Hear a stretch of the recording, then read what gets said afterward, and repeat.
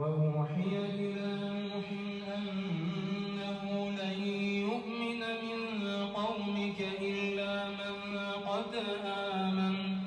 فلا تبتئس بما كانوا يفعلون واصنع الفلك بأعيننا ووحينا ولا تخاطبني في الذين ظلموا إنهم مغرقون ويصنع الفلك وكلما مر عليه ملأ من قومه سخروا منه قال إن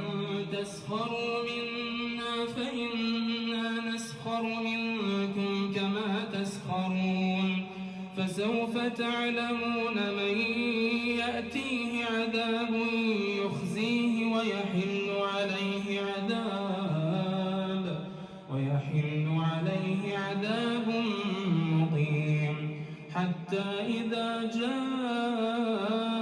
أمرنا وفارت النور قل نحمل فيها من كل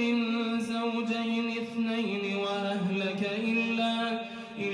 من سبق عليه القول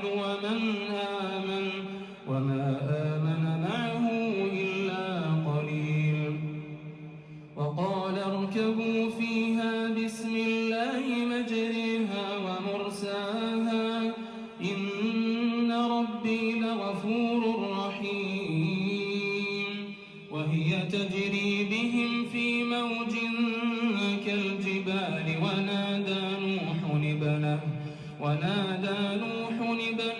وكان في معزل يا بني اركب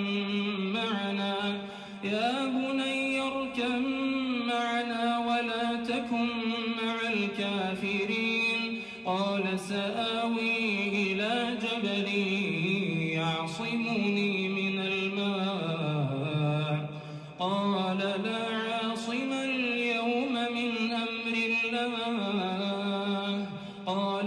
عاصم اليوم من أمر الله إلا من رحم وحال بينهما الموج فكان من المغرقين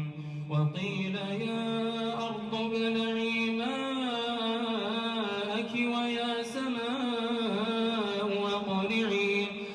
سماء أقلعي وغيض الماء